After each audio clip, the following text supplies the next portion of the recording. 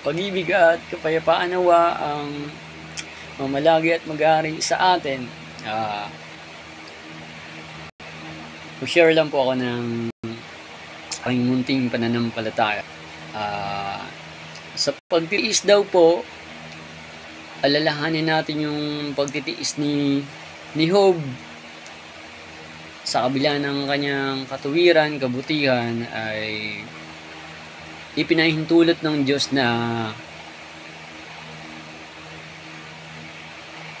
magkaroon siya ng malubhang karamdaman o sakit. Napakahirap po na sinapit ni Propeta Job. Sabi, pagkaalala ko, mata lang ang walang bukol eh. Tapos yung sugat niya, pagkaalala ko, iniuod. Tapos namatayan siya ng mga anak. Halos lahat ng anak niya namatay. Asawa niya, iniwanan siya. Ipinapatakwil pa ng asawa niya ang Diyos. Pero sa kabila nun, nagalit siya dahil sabi niya, pag-aalala ko, hindi mo alam ang iyong sinasabi. Parang ganun. Gayon din naman ang Kristo na kasama ng Diyos buhat pa ng pasimula, buhat pa ng walang hanggan na naglatag ng ating lalakaran, ikabubuhay dito sa daigdig para sa ating ikaaaliw, ikasasaya, ikababanal, ikaliligtas. Sa kabila nun, inalimura siya, hindi siya ginalang bilang anak ng Diyos or Diyos, hanggang sa nilagyan siya ng koronang tinik, pinagsusuntok, sinipa, niluraan, hanggang sa ipako sa krus ng Kalbaryo. Wala naman siyang ginawang masama. Ang Kristo, sabi nga ni kapatid na Eli ko na dinig yung ang Kristo hindi nagkasala eh. Gayun din naman ng Ama, hindi lalo na higit.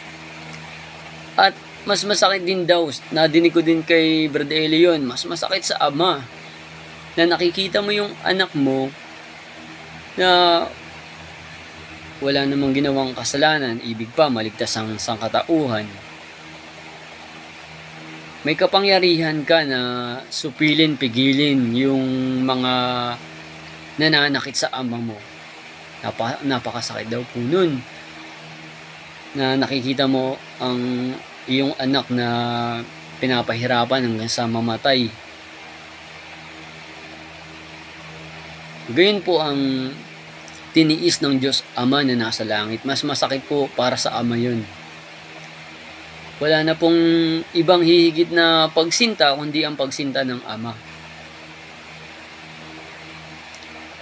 Napakinggan ko po kay Brad Eli yun, mga 2015 pa. Kung mahirap ang ginawa ng Kristo, mas mahirap yung naranasan ng Diyos Ama.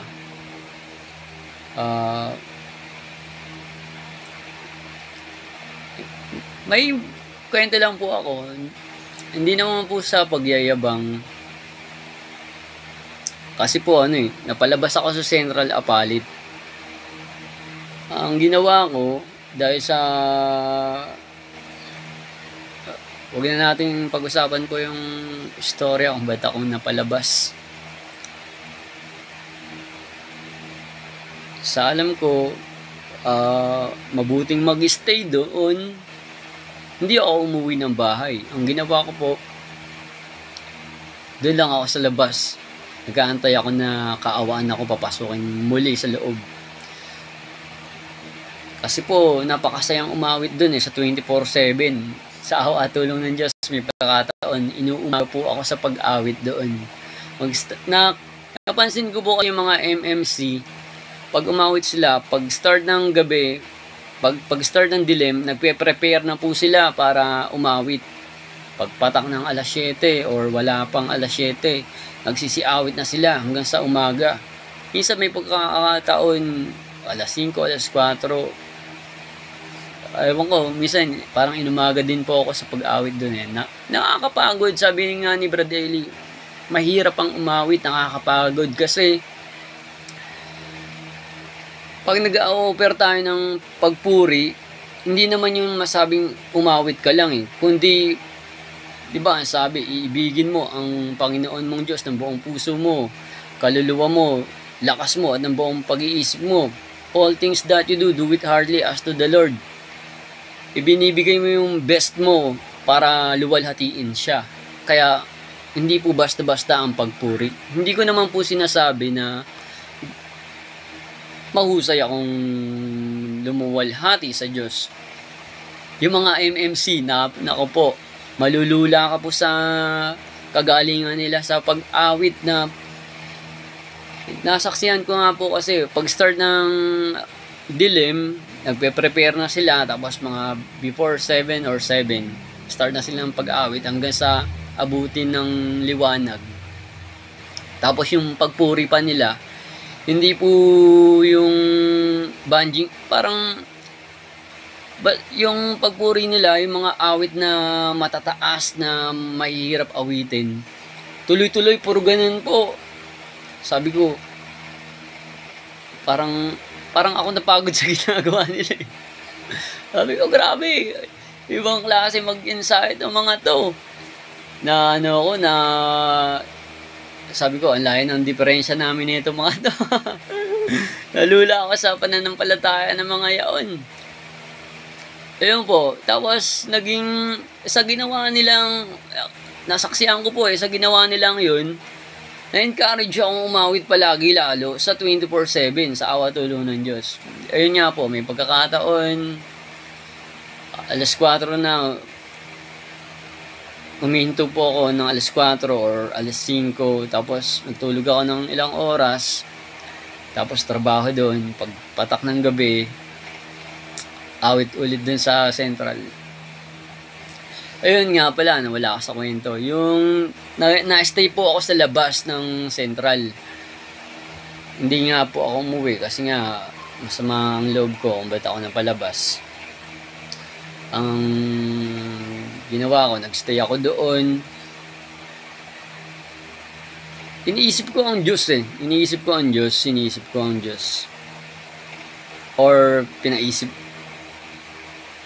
or pinadama sa akin yun ng Diyos. Basta nasa isip ko siya. Tapos nakaramdam ako ng kalungkutan. Sa isip ko nakaramdam ako ng bigat ng kalungkutan. Pabigat ng pabigat. Sa sobrang bigat, sa takot ko, hindi na po ako nakapagsalita, hindi ako nakasigaw. Tapos nakakadalang takot. Ang sumagi sa isip ko, yung bigat na dinadala ng Diyos dahil sa katigasan ng ulo ng kanyang mga anak, tayong mga tao. Hindi lang naman tao, pati mga anghel eh. May mga pasaway na anghel eh. Ganun yung bigat na nararamdaman niya. So, ngayon, ang naisip ko, wala sa kalingkingan or kahit sa butil ng alabok, yung bigat na kalungkutan ng dala ng Diyos. Kaya, ang nag-aano din sa akin, nagudyok din sa akin, huwag mong ikalungkot yung kalungkutan na nararamdaman natin pala. Kasi nga, yun, sumpain na ako ng lahat ng tao, pati anghel, kung di totoo yung sinasabi ko. Na nakaramdam ako ng kalungkutan na hindi kayang ipaliwanag ng tao. At naniniwala ako yung kalungkutan na yun galing yun sa Diyos, sa kalungkutan na dinadala niya sa kanyang mga lingkod, maging anghel at tao. Kasi ibig niya, ang lahat ay maligtas eh. Hindi naman po ako sa nagmamagaling. Baka mamaya ay yung karanasan ko na yun, kasi namangha po ako eh, kadaki-dakila yung kalakasan na taglay ng Diyos na sobrang bigat, hindi kayang ipaliwanag ng tao yung hirap, kalungkutan na dinaranas niya, na ipinaramdam niya sa akin na wala pa sa, kasi hindi natin kayang yun eh, yung sabihin mo mararamdaman mo lahat yun, hindi. Ang tendency natakot na ako eh, parang ikamamatay ko sa lungkot, ikamamatay ng katawang lupa ko, yung bigat ng kalungkutan sa pagkataong loob. Sana naabot nyo po.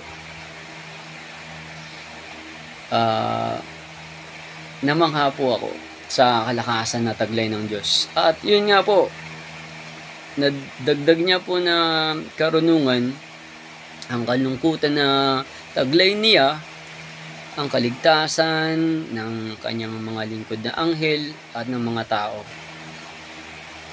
Diba po, ang hirap ipaliwanag ng kalungkutan na taglay ng Diyos. May talata sa awit, ang Diyos araw-araw may galit.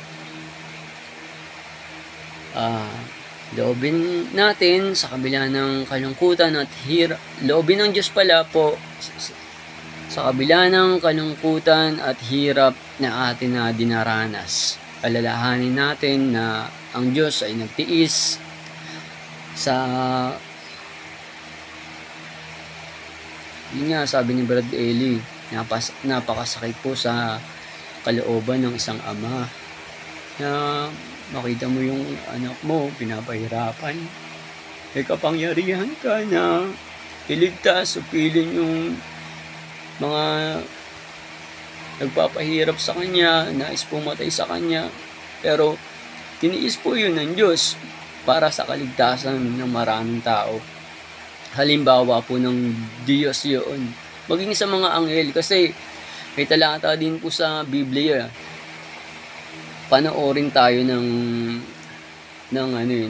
mga anghel. Nasaksihan din ng mga anghel din po ng Diyos yun, na dakilang pag-ibig ng Kristo sa mga tao. Sana po manatili po tayo sa iglesia, sa MCGI, anumang pagsubok ang nararamdaman. Sabi nga ni Kuya Daniel, ang solusyon lang, tuhod at sahig. Ang di natin kaya, ibigay natin sa Kanya. Sabi nga ni Brad Eli, kung may problema tayo na kasing laki ng barko, susolusyonan yun ng Diyos na kasing laki ng dagat. Huwag po tayong hindi mapanampalatayain. Sabi ni Brad Eli, pistos, natapistos, maging mapanampalatayain, at huwag maging hindi mapanampalatayahin. Loobin, sana po lagi tayong makadalo sa anumang pagkakatipon, kasi awa tulong ng Diyos natira po ako sa lokal tsaka sa Central Apalit. Sana gusto ko rin po, hindi naman po sa hinahanap ko yung sarili ko sa iba, gusto ko lang po na iparating sa inyo na napakasaya na matira, mamalagi sa kanyang templo, lalo na po sa Central Apalit. Ay priceless po yun. Minsan kung sasabihin ko nga sa inyo, ayokong alalahanin masakit sa kalooban ko parang ayoko.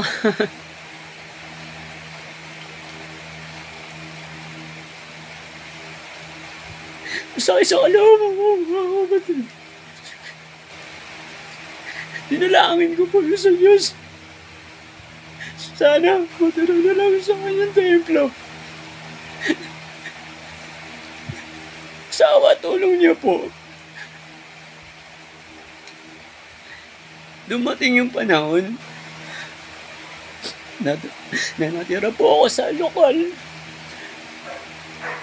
Hanggang sa awa tulong niya, sa Central Apalit natira ako almost 2 years. Napakasayang bagay po. Sabi ko nga po, best place in the world ang Central Apalit po. Nandun ang mga kapatid na sama-samang tumutupad ng kalooban ng Diyos. May 24/7 na nag-aawitan ng mga choir at MMC ang mahuhusay natin mga taga-awit. At kahit madaling araw, nagpupuntahan po dun yung mga teatro kristyano para makiluwalhati sa Diyos Ama na nasa kataas-taasan. Pupunta po sila doon, gumigising sila ng madaling araw. Naghahandog sila ng pagsayaw sa Diyos na maluwalhati. Tapos, may mga security po doon na 24/7 din pong nagbabantay. Lagi pong may pagkakatipon. Pagkaalala ko po, every Friday may baptist, ang tawag dito,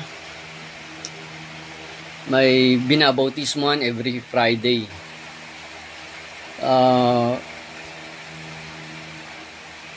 Tapos yung mass indoctrination, pag linggo, minsan doon ginaganap yung asop.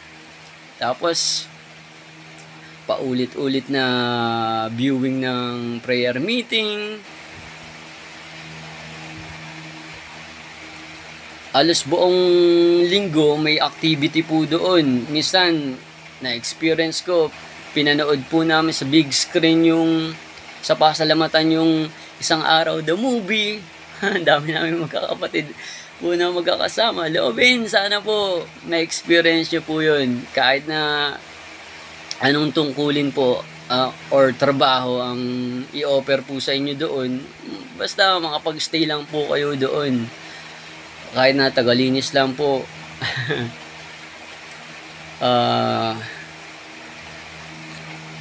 Manatili po sa atin ang pag-ibig at kapayapaan. Ang pag-ibig ay hindi nagkukulang kailanman.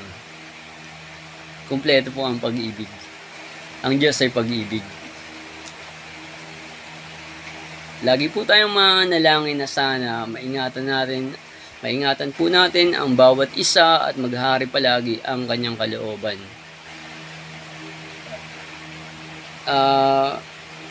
Kahit na itakwil tayo ng tao, wag po tayong mawawalan ng pagsinta sa Diyos Amang Banal. May mga kapatid na itiniwalag, nagpatuloy sila kahit sa labas lang sila. Sa awa ng Diyos, kinaawaan, nakabalik. Huwag po natin hatulan ng ating sarili. Sabi nga ni Kuya Daniel napakagandang talata nun. Yung hindi ko pa alam yung verse sa 1. Huwag din yung hatulan ang inyong mga puso, lalong higit ang Diyos kaysa inyong mga puso.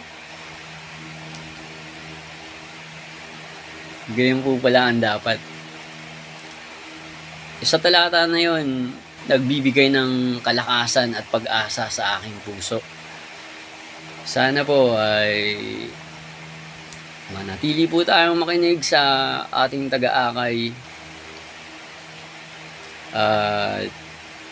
Lagi magsumigla sa pagtupad.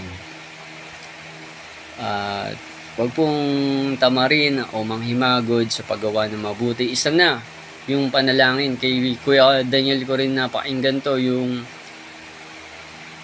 sabi ni Apostol Pablo na pang-una niyang aral yung maging maningas, maging masipag sa pananalangin. Tapos na may nabasa ako sa Wish, believe in the power of prayer. Napakabisa ng panalangin. Kaluguran ng Diyos ang panalangin na matuwid. Biruin mo. Parang nadinig ko kay Brad Eli pala, yung mapasaya mo yung presidente, napakahirap na bagay kasi bigyan mo ng sasakyan yun.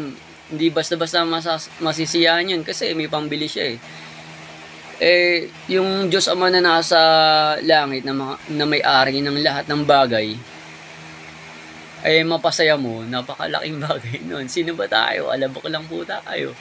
Kung malinis yung panalangin mo, malulugod po ang Diyos. Napansin ko po, yung mga newly baptized, ano yun pag nilubog sa tubig, mapapatawad lahat ng kasalanan, susuguan ng Santong Espiritu. So, ang dalangin ng mga yaon ay malakas sa pandinig ng Diyos. Kasi, bagong kasa sila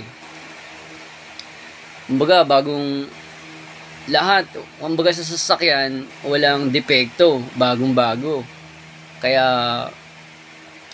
ang kanilang dalangin ay malakas sa pandinig ng Diyos. Yun po, sana kahit paano ay may naibahagi po ako sa karunungan or pananampalataya. Ingatan nawa po at samahan ng Panginoon. Pag-ibig.